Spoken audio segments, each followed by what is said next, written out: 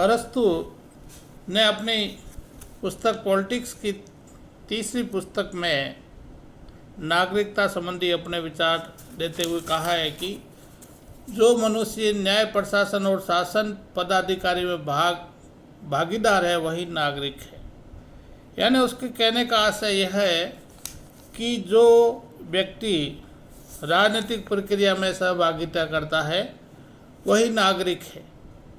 आजकल हम सभी लोगों को नागरिक मान लेते हैं जो उस देश में पैदा हुआ है या उस देश की नागरिकता ली है, लेकिन अरस्तु ने इसका अलग मीनिंग दिया है। उसका मीनिंग ये है कि जो राजकीय कार्यों में सहभागिता करता है वही नागरिक थे। अरस्तु ने किसी देश का निवासी होने के आधार पर प्रत्येक व्यक्ति को नागरिक नहीं माना है। उसके अनुसार विदेशी या जो राजनीतिक प्रक्रिया या न्यायिक प्रक्रिया में भाग नहीं लेते हैं वो भी नागरिक नहीं हो सकते।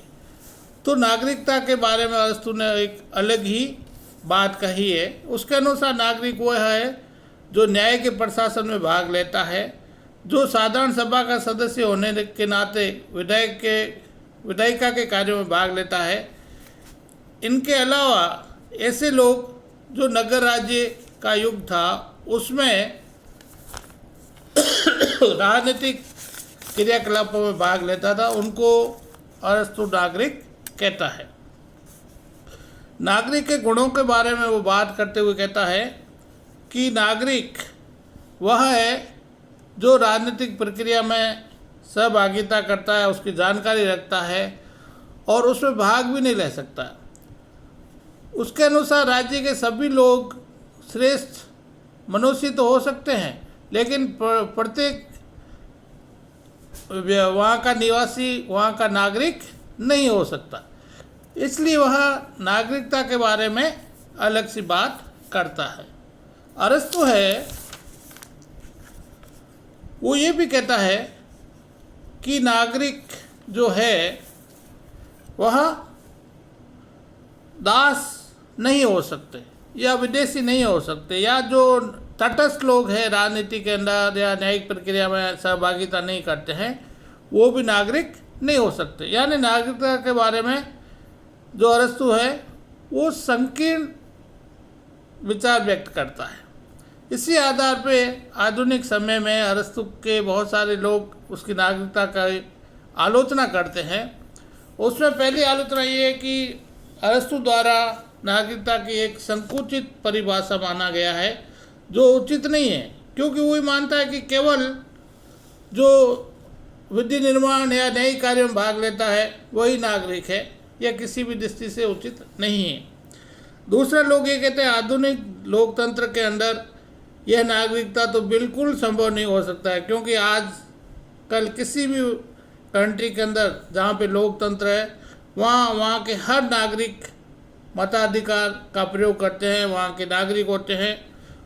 तो वर्तमान में इसकी संकीर्ण नागरिकता का कोई महत्व नहीं रह गया। दूसरा, जो अरस्तु है वो श्रमिकों को राजनीतिक अधिकारों से वंचित रखता है, वो भी उचित नहीं है। कुछ लोग ये कहते हैं कि बड़े राज्यों के लिए बिल्कुल अनुपयुक्त है, क्योंकि छोटे राज्यों में हो सकता है कुछ मात्रा में संभव हो पुराने समय में, लेकिन आधुनिक समय में किसी भी दृष्टि से संभव नहीं है। अरस्तु दासों और महिलाओं को नागरिकता से वंचित रखता है, ये भी संभव नहीं है। इसी के साथ अरस्तु ने जो नागरिकता संबंधी विचार दिए हैं उसकी ये भी आलोचना की जाती है कि अधिकारों के स्थान पर कर्तव्यों पर वो बल देता है, वो भी उचित नहीं है। और जो अवकाश और नागरिकता का वो संबंध मानता है वो हो सकता है उस समय के युग में होता हो, लेकिन वर्तमान समय में तो बिल्कुल संभव नहीं है। और इस तरह से हम देखते हैं कि अरस्तु ने नागरिकता के सिद्धांत में जो अपना सिद्धांत दिया है वह संकीर्ण सिद्धांत है, लेकिन प्रारंभिक आज से हजारों सालों पहले राज्य नागरिकता की परिभाषा करना वर्तमान समय के लिए हमें वह एक तरह से प्रारंभिक राजनीति की शुरुआत थी, वह वर्तमान समय में भी प्रासंगिक है, लेकिन उसका जो संकीर्ण नागरिकता का सिद्धांत है वो वर्तमान में व्यवहारिक नहीं हो सकता। इस तरह से हम देखते हैं कि वर्तमान समय में जो नागरिकता का सिद्धांत है या अरस्तु ने जो सिद्धांत दिया है उसमें दिन रात का फर्क है। और इस दृष्टि से हम देखें तो अरस्तु की नागरिकता वर्तमान समय में उतनी प्रासंगिक नहीं है।